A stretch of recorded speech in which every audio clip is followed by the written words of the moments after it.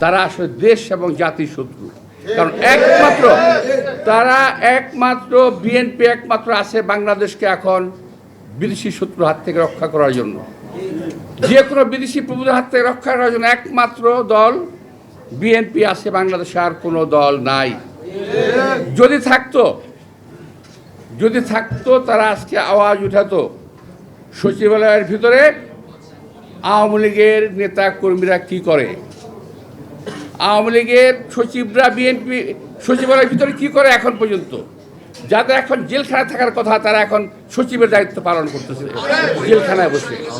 অথচ আমাদের সময় যারা সচিব ছিল, যারা এখন রিটায়ারমেন্টে যায় নাই, তাদের সব বাতিল করে দিচ্ছে।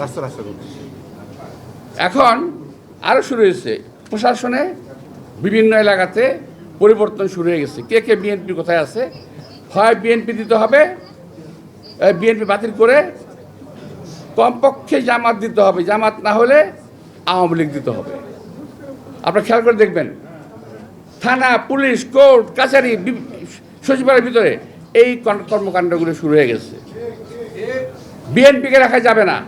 এই যে বিএনপি নিধন আন্দোলন শুরু হয়েছে, তারই একটি বিষয় হলো এইটা, এই যে 622 জন আওয়ামী লীগকে পালিয়ে যেতে দেওয়া, হামিদ সাহেবকে পালিয়ে যেতে দেওয়া, একটা খুনের আসামি হামিদ সাহেব, তাকে পালিয়ে যেতে দেওয়া, এটা হলো এই একটা বিষয়। আরও বিষয় আছে, এই সরকারের মধ্যে অবস্থানরত অনেক মন্ত্রী, অনেক কি বলে উপদেষ্টা, যারা বাংলাদেশের নাগরিকই নন, তারা এই দেশ পরিচালনা করতেছেন। এখান থেকে নজর ফিরিয়ে নেওয়া। আমার মনে হয় মাঝে মাঝে আমরা কি ঔপনিবেশিক শাসনে আছি? আমার মনে হয় যে আমরা দেশের মানুষের শাসনে নাই, আমরা ঔপনিবেশিক শোষণে আমরা আছি। নইলে আজকে একটি কথা আমি দেখছি, একটি জিনিস, সবাই তো দেশপ্রেম করে দাবি করেন ভাই, আমিও নিজেকে একজন দেশপ্রেমিক নাগরিক হিসেবে দাবি করি।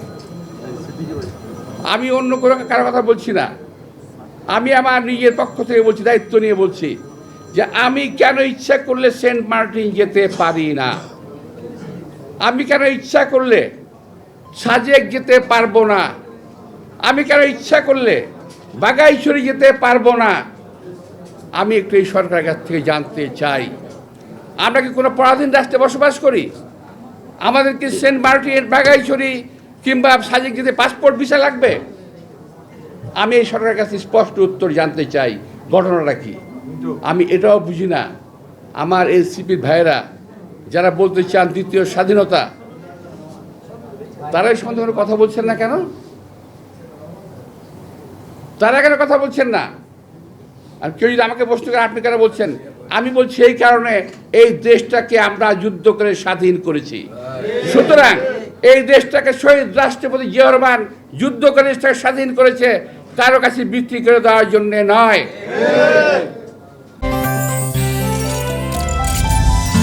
গাজী গ্যাস স্টোভ রান্নায় আনে শিল্পের ছোঁয়া। মানবিক করে, আরে ভাই আবিষ্কার করেন নাকি? আর বিশ্বের কোন ডিকশনারিতে মানবিক করিডোর জায়গা আছে নাকি? কোন ডিকশনারিতে মানবিক করিডোর বলে কোনো শব্দ আছে? আবিষ্কার করেন এক এক শব্দ, যখন যে শব্দ প্রয়োজন সেটা আবিষ্কার করেন।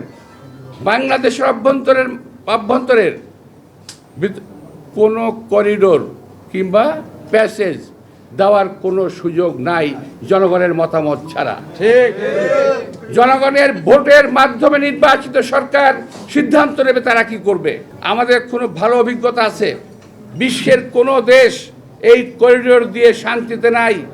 আজকে গাজা শান্তিতে নাই, লিবিয়া শান্তিতে নাই, মিশর শান্তিতে নাই, আফগানিস্তান শান্তিতে নাই। আমার সেক্রেটারি সাহেব ফখরুল ইসলাম সাহেব বলেছেন, এই দেশকে আমরা গাজা বানাতে চাই না।